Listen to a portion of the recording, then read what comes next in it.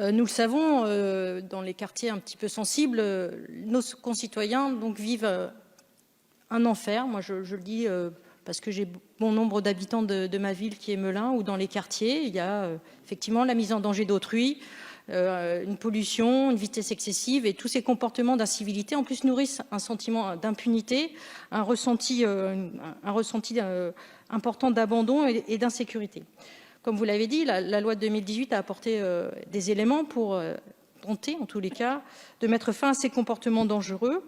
Et une des mesures centrales aujourd'hui, vous l'avez indiqué, c'est notamment la possibilité de confisquer les engins qui permettent de faire ces rodéos sauvages.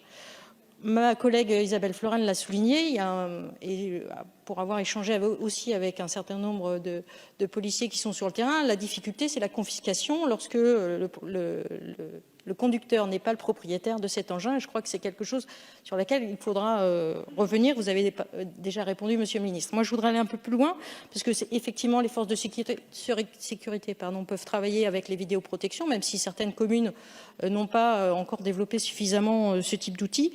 Pour autant, aujourd'hui, on peut peut-être aller sur un terrain qui est l'usage des drones.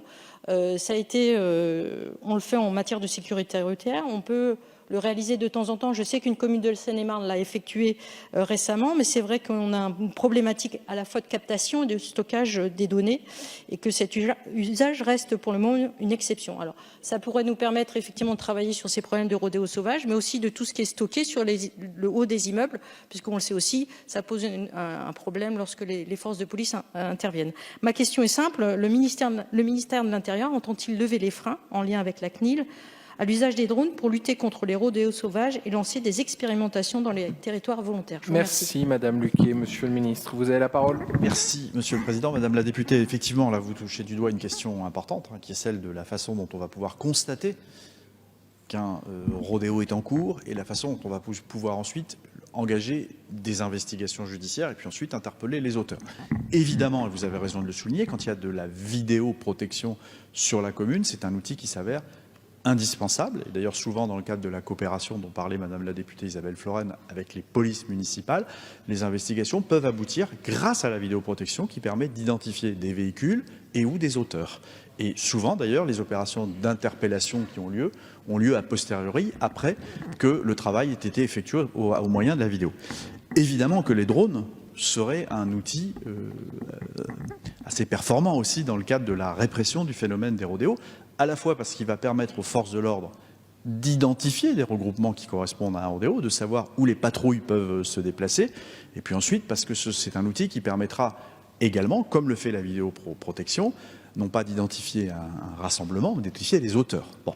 Une fois que j'ai dit ça, il faut être extrêmement prudent, et vous l'avez rappelé vous-même, il y a des conditions juridiques extrêmement strictes de l'utilisation de ces outils, qui actuellement ne nous permettent pas de stocker des données, qui ne nous permettent pas d'identifier, et qui nous permettent uniquement de localiser des regroupements, mais il y a un cadre juridique d'emploi, et donc plutôt que de déployer de manière massive ce type d'appareil, nous avons souhaité mettre en place un groupe de travail qui, en ce moment, donc, travaille sur les conditions juridiques dans lesquelles nous pourrons utiliser des drones, mais je vous confirme qu'effectivement, c'est une technologie qui sera tout particulièrement utile, mais encore faut-il le faire dans un cadre légal qui correspond bien à cette pratique.